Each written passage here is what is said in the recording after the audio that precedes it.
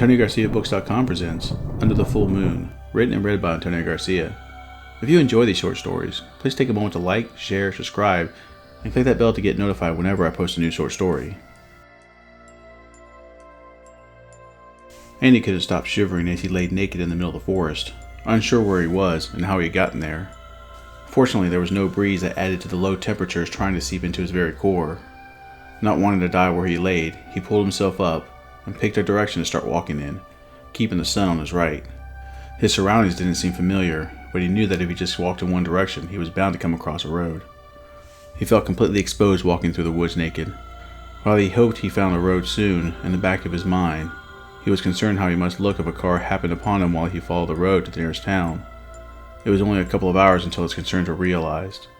He came across a road, and recognizing it, walked in the direction of his home. It wasn't long before a car rounded the corner, heading towards him. The car skidded to a stop, and an elderly couple jumped out to help. The older man pulled a blanket out of the trunk and quickly wrapped it around him. The older lady began asking him if he was injured, and then soon turned to asking how he had ended up there. "I don't know," he said honestly, as they helped him into the car. "I was home alone, doing some writing, when I blacked out. When I came to, I found myself lying naked in the middle of the woods. I didn't know where I was until I came across the road. Once I realized where I was, I started walking home." "Oh dear," the lady said. "Would you like us to take you to the hospital? Police station or home?" "Home would be great," he answered. "I don't feel like I have any injuries, and I would like to get cleaned up before I try to explain this to the police." The elderly couple understood and said they would take him home. "Thank you so much," Sandy said after returning from inside his cabin, having thrown on some sweats. He handed them their blanket back and continued, "I don't know what would have happened to me if you hadn't stopped to help." They both smiled and the old man said, "Think nothing of it. I'm just glad you're not injured. You take care of yourself now."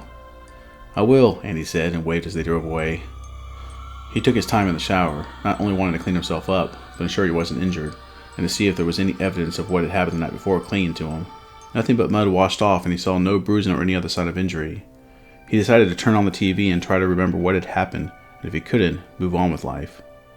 The only thing on the news was a story of a group of backpackers that appeared to have been ravaged by a wild animal. "That's unfortunate," Andy thought, and switched off the TV. He grabbed a stiff drink and sat down hard on his desk.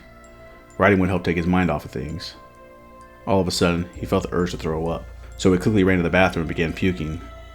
It was gross enough that he was throwing up, but when he looked at what was coming out of him, it made him even sicker. It looked like blood and chunks of meat. Thinking it was strange and gross but not overly outrageous, he flushed the toilet and cleaned himself up before returning to his desk. "What the hell did I eat while I was blacked out?" he asked himself. When he sat down, he saw that there was a new text message notification waiting for him on his phone. His heart raced when he saw who it was from. It was from a woman he had dinner with a couple weeks before. They had met through a dating app and immediately hit it off when they met in person. He remembered after they ate and had a few drinks, they went back to his place and made love. He thought he must have also drank too much, because he only remembered the first half of their lovemaking. He must have blacked out because the next thing he remembered was waking up the next morning naked and alone. The only proof that he was with her that night was a bite she left on his clavicle, and it was already healed. With a smile on his face, he opened the text hoping she wanted to meet up again. To his pleasant surprise, she did. He replied that he couldn't wait to see her and set up a time for her to come over. A few hours later, he heard a knock on his door. He nearly tripped rushing to answer it. "Hi," he said as casually as he could when he opened the door. With a warm smile, she replied, "Hi." He showed her in and led her to the couch. "Can I get you a drink?" he asked. "Sure," she answered. Andy came back to the living room a few minutes later with 2 drinks in his hands. "How have you been?" he asked. "I don't remember everything about that night, but I think we had a good time." She took a sip of her drink and said, "I've been good. I did have a good time, but an emergency came up and I had to run." He could tell she wanted to tell him something, but he didn't want to press. He also realized that she could have texted any time between when the emergency had happened to now, but didn't. He didn't want to press her on that either. He was just happy to see her. He made small talk while he watched her finish her drink. From her responses, he could tell she was just buying time for something she had to say. Probably the reason why she had texted in the first place. "Can I get you another drink?" he asked. "Sure," was all she said, though he could see that she was visibly shaken. He took a couple of steps, turned around and asked, "Is everything all right?" "No," she said bluntly, and with a small smile continued, "but I do need the second drink first." Not wanting to push her, he quickly went to get her another drink. She drank it down as if she had just come out of the desert and was dying of thirst. Okay, she started. After a few deep breaths, she continued. Did you hear about the group of campers that were killed by what seemed like a wild animal last night? Sure, he answered, confused. What do you remember about the night we were together? She asked. I remember we had a good time and then I woke up alone and naked, he said. Knowing there was more, she asked, and what else? Still not following how the events were related, the only thing he could think of was, I remember you bit me. He laughed at how silly his answer was. I'm sorry, he said. That's truly the only thing I could think of that stood out. Well, she was silent for a long moment and then she continued. That's actually what I wanted to talk to you about. Don't tell me you have rabies, he said jokingly. No, not rabies, she said mysteriously. Look, she continued, what I'm about to tell you will sound ridiculous, but I promise you, it's the truth. Okay, he said slowly. You killed those campers last night, she said bluntly. He stared at her waiting for the punchline, but not hearing one, could only ask, What? I said you killed those people, she said again.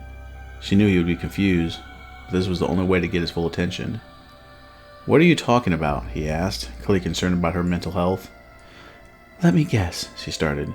You woke up this morning naked and confused. He stood up and almost shouted, Did you drug me? Are you trying to frame me for something you did? He was ready to defend himself against her and throw her out of his cabin. He was now truly afraid of what might come next. She didn't look violent, but her demeanor just might only be the calm before the storm. Andy, sit down, she answered calmly. It gets worse, and I need you to stay calm. It gets worse, he said, pacing back and forth. Seeing that she wasn't going to say anything else until he sat down, he did. She gave him a few seconds after he sat down to make sure he was calm. Once she was sure he was as calm as he was going to get, she started. Okay, truth time, she said. That night we were together and I bit you, I changed you. There was a long pause. I turned you into a werewolf, she said quickly. Almost immediately, Andy started laughing and even seemed relaxed, realizing she was messing with him. His laugh faded when he saw that she didn't join him, but instead kept her serious demeanor. What? He asked, feeling like he had heard her wrong. I know it's a lot to take in, but it's the truth, she started again. She drank what little was left in her drink and continued. I wasn't sure you would change until after last night. I had hoped that you wouldn't have been affected. Andy was unsure what to say. He didn't believe what she was saying, but it was obvious that she believed it. I think you should leave, he whispered and then repeated it louder. Andy, I want to help you, she started, but before she could continue, Andy stood up, ending the conversation. She put down her glass and walked to the door. When the next full moon comes, you'll kill again, she stated flatly. Seeing that he wasn't going to respond, she turned and walked out. Andy couldn't believe what she had tried to tell him. All they could do was watch as she drove away. Over the next few weeks, he largely forgot the conversation he had with her and just focused on getting back to his writing. As the next full moon approached, he started having nightmares. At first, they were minor, but when the next full moon was only days out, they would become intense enough that he would wake up drenched in sweat.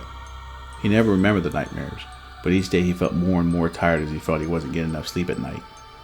The night of the full moon started no different than any other night. Andy sat at his desk and worked on his latest book, enjoying the peace and quiet that came with living in a secluded cabin in the woods. He would just start a new sentence when suddenly an image of a person begging for their life flashed in his head.